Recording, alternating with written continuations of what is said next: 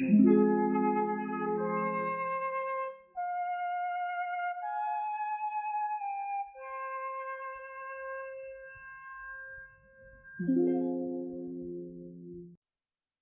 March 13, 2013, when white smoke rose above the Sistine Chapel, the world waited in anticipation.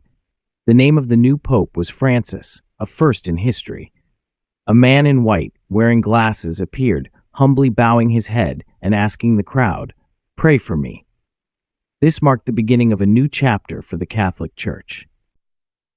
Pope Francis, born Jorge Mario Bergoglio, was born on December 17, 1936, in Buenos Aires, in a family of Italian immigrants. His father worked on the railroad, and his mother was a homemaker. From a young age, Jorge showed great intelligence and a strong interest in spiritual life. He studied chemistry, but soon felt the call to faith and joined the Jesuit order in 1958. He worked his way up from a simple priest to Archbishop of Buenos Aires. Even then, Bergoglio was known for his simple lifestyle.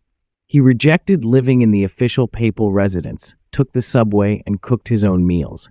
This earned him respect both among the poor and in the church. In 2013, when he became the 266th pope, it was a historic moment.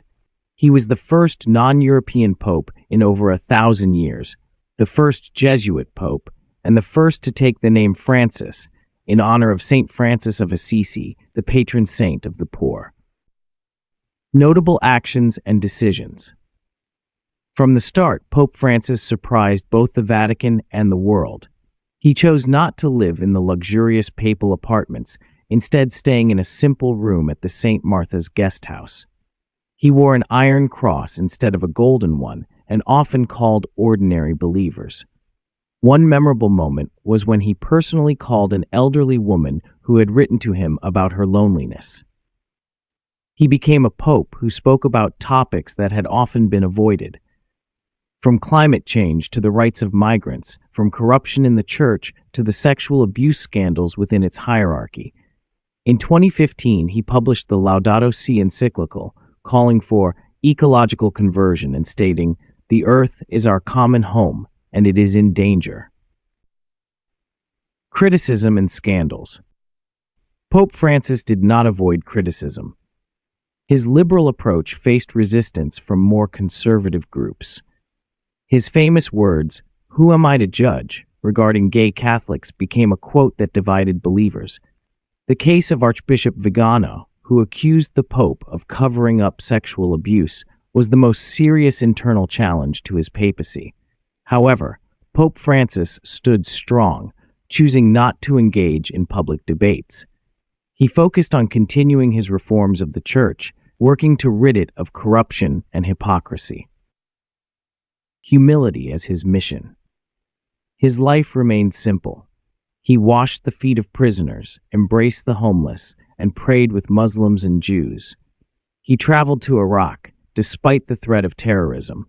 He met with Patriarch Kirill of the Russian Orthodox Church, despite tensions between Rome and Moscow. He spoke to the world with a language of simplicity, humility, and compassion. The final days. As Pope Francis aged, he began to appear more often in a wheelchair due to knee problems, as well as issues with his lungs and heart. Despite these challenges, he continued to be active. On Easter Sunday, April 20th, 2025, he gave his final address calling for an immediate ceasefire in Gaza.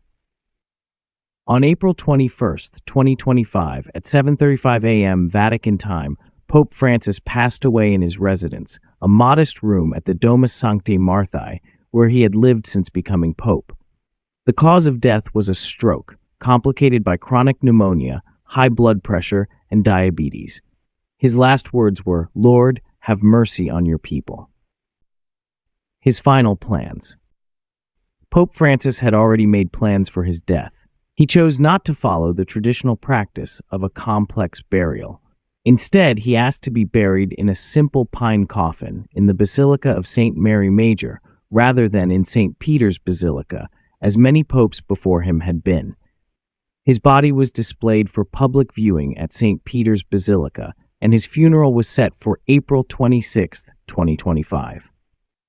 Legacy. Pope Francis will be remembered as a pope who wasn't afraid to live honestly. He didn't hide behind dogmas, he tried to listen to people. He didn't claim to be infallible but asked for forgiveness. He became a symbol of a new Christianity, one of compassion, simplicity, and dialogue. Saying goodbye to an era. The world reacted to Pope Francis's death with deep sorrow. People of all faiths, as well as atheists, politicians, migrants, and ordinary people, spoke of him as someone who listened rather than lectured. In Indonesia, the largest Muslim country, thousands took to the streets holding his portrait. In Argentina, his home country, a national day of mourning was declared. The United Nations held a minute of silence in his honor. Cuban veterans remembered his role in improving relations between Cuba and the U.S. Migrants in southern Italy lit candles at the port of Lampedusa, where Pope Francis once knelt before the bodies of drowned refugees. These gestures spoke louder than any encyclical. The conclave and what lies ahead. After his death, cardinals are preparing for a new conclave to choose the next pope. However, the real question is not just who the next pope will be, but what kind of pope he will be. Will the Church continue on the path of compassion, openness, and honesty that Pope Francis set, or will it return to a more doctrinal approach? Pope Francis once said, "True tradition is not worshiping ashes, but passing on the fire." The fire he lit is now in the hands of the Church. Remembrance.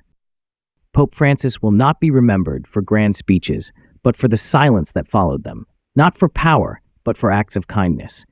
He was not just a pope, he was a voice of conscience in a noisy world.